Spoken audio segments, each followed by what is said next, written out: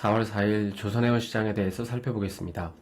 어제 오펙 플러스의 충격적인 감산 소식으로 인해 탱커 주가가 크게 하락을 했는데요. 일단 어제 상황을 정리해보면 이 오펙 플러스의 감산 이후에 이 탱커 주가가 급락한 이유는 이 원유 수요가 크게 줄어들 것으로 전망이 되고 있기 때문입니다. 이렇게 되면 해상 원유 물동량 감소에 따른 이 탱커 수요 감소 현상이 나타나기 때문이죠. 뿐만 아니라 최근 하락했던 유가 역시 다시 상승하면서 낮은 가격의 재고를 확보하려는 수요도 감소하기 때문에 원유 탱커 수요 역시 감소합니다. 전형적인 유가 상승과 탱커 수요 간의 반비례 현상이 나타나는 건데요.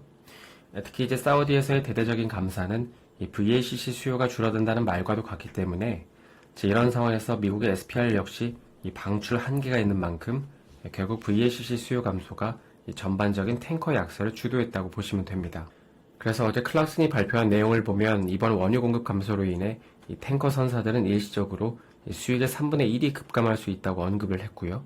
미국도 당분간 원유 수출을 늘리지 않을 것이기 때문에 이 원유 물동량도 더 늘어나지 않을 것으로 보고 있습니다. 그러니까 본인들도 수입하는 물량이 적어지기 때문에 수출량을 줄이면서 걸어 잠그는 것이죠.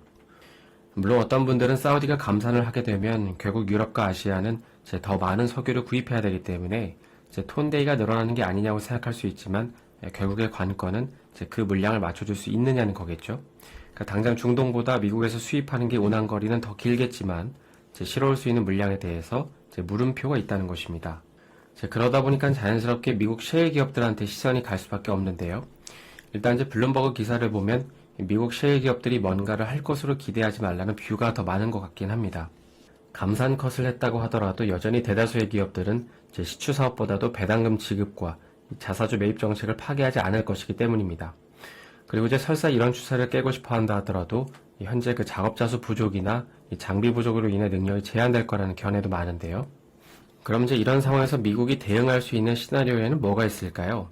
어떤 시나리오가 나와야 탱커 시장이 하방이 제한되면서 좀 긍정적인 시나리오를 생각을 해볼 수 있을까요? 크게 세 가지를 생각해 볼 수 있는데요. 먼저 첫 번째는 잘 아시는 것처럼 SPR 방출입니다. 전략 비축유를 방출하면서 버티는 건데, 그런데 현재 그 비축유 저장소 4곳 중에 2곳이 그 유지보수로 인해 어려움을 겪고 있죠.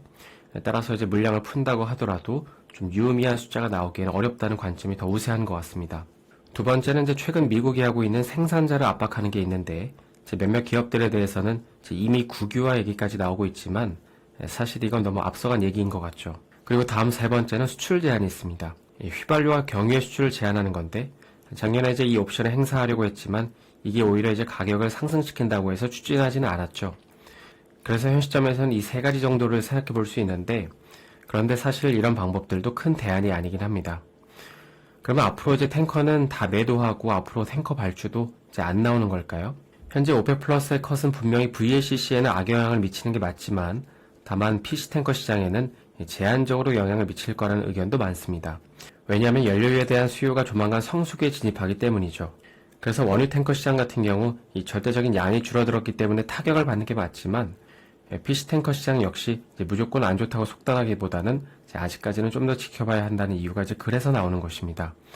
뿐만 아니라 이게 추후에 신조선가에도 어떤 영향을 미치는지 지켜보시면 될 것 같은데요.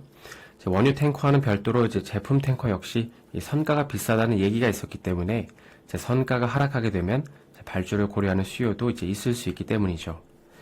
저는 내일 다시 인사드리고요. 오늘 영상이 도움이 되셨다면 좋아요와 구독 부탁드립니다.